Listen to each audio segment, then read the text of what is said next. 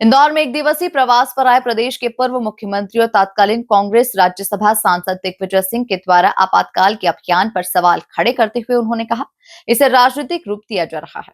मध्य प्रदेश के पूर्व मुख्यमंत्री और कांग्रेस के राज्यसभा सांसद दिग्विजय सिंह इंदौर पहुंचे। यहां पर एयरपोर्ट पर उन्होंने मीडिया से चर्चा के दौरान कई सवालों के जवाब दिए। भाजपा द्वारा आपातकाल को लेकर किए जा रहे कार्यक्रमों से जुड़ा था, जिसमें उन्होंने कहा कि 50 साल पुराना मुद्दा है, जो कि एक गैर राजनीतिक मुद्दा है, लेकिन उसे राजनीतिक रूप देकर विभाग द्वारा बकायदा आदेश जारी किए जाते हैं कि इसे 1 साल तक अभियान के रूप में चलाया जाए, जबकि भाजपा की सरकार में मौलिक अधिकारों का हनन हो रहा है। उनके द्वारा पिछले दिनों सोशल मीडिया पर लिखी गई बात को लेकर कहा कि प्रदेश में किस तरह से आदिवासियों के घर उजड़ रहे हैं, तोड़े जा रहे हैं, वह गलत है, जबकि बरसात में किसी भी व्यक्ति का घर तोड़ना गलत है और इसके कई आदेश भी हैं। तो वहीं मातृभाषा को लेकर चल रहे महाराष्ट्र में विवाद को लेकर उन्होंने कहा कि मातृभाषा में पढ़ाई करना सभी का मौलिक अधिकार है और बच्चों के परिजन उन्हें जैसे चाहे वैसे पढ़ाएं। साथ ही 3 लैंग्वेज का फॉर्मूला है, उसमें सारी बातें शामिल हो जाती है। वहीं बिहार चुनाव को लेकर उन्होंने कहा कि चुनाव आयोग द्वारा एक फॉर्म दिया गया है, जिसमें जिनके वोट है वह उस फॉर्म को फिलअप करे और उसमें पासपोर्ट है कि नहीं, ऐसी कई जानकारियां दी गई। ऐसे कई लोग हैं जिनके पास पासपोर्ट जैसी सुविधाएं नहीं है और यह एक तुगलक फरमान बताते हुए चुनाव आयोग पर ही सवाल खड़े किए गए हैं। ये पहली बार हुआ है कि केंद्र सरकार ने एक राजनीतिक मुद्दे को, अराजनीतिक मुद्दे को राजनीति के रूप में पूरे देश में 1 साल तक अभियान चलाने के निर्देश दिए हैं। मेरे पास सेक्रेटरी कल्चर का पत्र है कि किस प्रकार से ये आदेश दिया गया है कि इनके इमरजेंसी खिलाफ एक अभियान चलाओ। अरे 50 साल पुरानी बात है। अभी तो 11 साल आपके सरकार में जो अघोषित इमरजेंसी चली हुई है, लोग बाग गिरफ्तार हैं, चार्जशीट के बिना उनकी जमानत नहीं हो पा रही है।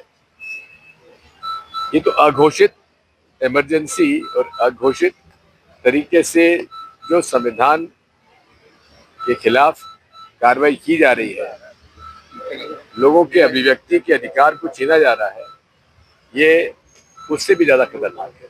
दत्तात्रेय भोसले कह रहे हैं कि जिन लोगों ने इमरजेंसी लगाई वो अब जेब में संविधान लेकर घूम रहे हैं। राहुल गांधी की निशाना साधा। ये क्यों भूल जाते हैं, तत्कालीन सरसंघचालक जी ने इमरजेंसी का समर्थन किया था, देवरस जी ने। राजनाथ सिंह जी ने एससीओ पर साइन करने से मना कर दिया, जो बैठक में आतंकवाद को लेकर। मुझे जानकारी नहीं, देखने की बिना मैं नहीं बोल सकता। वो भी करा था आदिवासियों को लेकर, मध्य प्रदेश को लेकर विवाद का है। हाँ, बात ये है,